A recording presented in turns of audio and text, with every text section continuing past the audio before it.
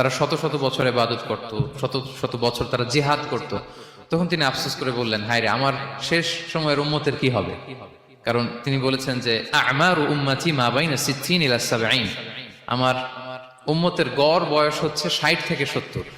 ওয়া আকাল্লুহুম মান ইয়াজুজু যালিক, খুব অল্প সংখ্যক লোকই এর চেয়ে বেশি হায়াত পাবে।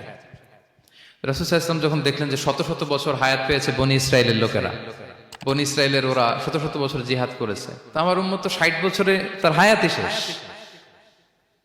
60 থেকে 70-এর মধ্যে তার জীবনই শেষ, তো আমার গুনাহগার উম্মতের কি হবে? রাসূল সাল্লাল্লাহু আলাইহি ওয়াসাল্লাম খুব আফসোস করছেন। তো রাসূলুল্লাহ সাল্লাল্লাহু আলাইহি ওয়াসাল্লামের এই চিন্তা, এই উদ্বিগ্নতা দূর করার জন্য আল্লাহ তাআলা সূরাতুল কদর নাযিল করলেন এবং বললেন যে ইন্না আনসালনাহু ফি লাইলাতিল কদর ওয়া মা আদরাকা মা লাইলাতুল কদর লাইলাতুল কদরি খায়রুম মিন আলফি শাহর। লাইলাতুল কদর, এই কদরের রাতটা হচ্ছে এমন রাত যেটা খায়রুম মিন আলফি শাহর, 1000 মাসের চেয়েও সেরা। 1000 মাস লাগাতার ইবাদত করলে যে সওয়াব, কদরের রাতে ইবাদত করলে এর সমান সওয়াব হবে নাকি? সমান হবে না। আল্লাহ তাআলা বলেছেন খায়রুম মিন আলফি শাহর, না, এর চেয়েও শ্রেষ্ঠ, এর চাইতেও বেশি। 1000 মাসে, অর্থাৎ 1000 মাসে হয় 83 বছর 4 মাস।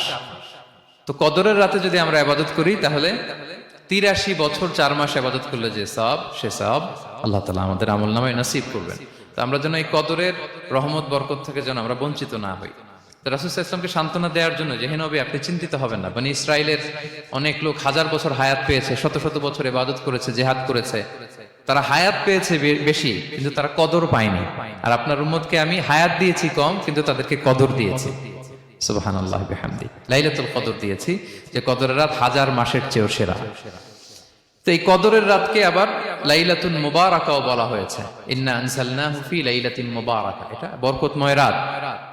ফিহা ইউফরাকু কুল্লু আমরিন হাকিম, সব বিজ্ঞচিত প্রাজ্ঞচিত বিষয়ের ফয়সালা হয়।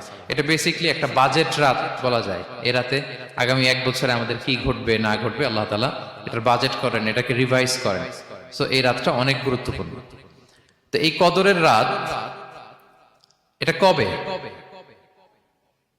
এটা স্পেসিফিক ছিল, মানে সুনির্দিষ্ট ছিল। রাসূল সাল্লাল্লাহু আলাইহি ওয়াসাল্লাম আমাদেরকে জানাতে চেয়েছিলেন কবে, কিন্তু রাসূল সাল্লাল্লাহু আলাইহি ওয়াসাল্লাম জানাতে পারেননি। সহিহ বুখারীতে এসেছে যে রাসূল সাল্লাল্লাহু আলাইহি ওয়াসাল্লাম খারাজান নবী সাল্লাল্লাহু আলাইহি ওয়াসাল্লাম লিয়ুখবিরানা বিলাইলাতিল কদর। উবাদা ইবনে সামিত রাদিয়াল্লাহু তাআলা আনহু বলেন, রাসূল সাল্লাল্লাহু আলাইহি ওয়াসাল্লাম আমাদেরকে জানাতে বের হয়েছিলেন যে কবে কদরের রাতটা। ফাতালাহা রাজুলান মিনাল মুসলিমিন, হঠাৎ মুসলমানদের মধ্য থেকে 2 জন ঝগড়া লাগলো, তর্ক লাগলো আর কি। রাসূল সাল্লাল্লাহু আলাইহি ওয়াসাল্লাম হঠাৎ করে ওই ঝগড়ার দিকে খেয়াল করলেন, ওইদিকে খেয়াল করে ওই তারিখটার কথা তিনি ভুলে গেলেন। ফারুফিআত, রাসূল সাল্লাল্লাহু আলাইহি ওয়াসাল্লাম বললেন, আমার হৃদয় থেকে, অন্তঃকরণ থেকে এটাকে উঠিয়ে নেওয়া হলো। এখন আমি মনেই করতে পারছি না এটা কি 23 না 25 না 27 না 29, আমি মনে করতে পারছি না। এজন্য রাসূল সাল্লাল্লাহু আলাইহি ওয়াসাল্লাম বলেছেন যে তবে আমি এতটুকু মনে করতে পারছি, ফালতামিসুহা ফিল আশরিল আওয়াখিরি ফিল বিত্রি, রমাদানের শেষ দশকের বেজর রাত্রিগুলোতে তোমরা কদর তালাশ করো।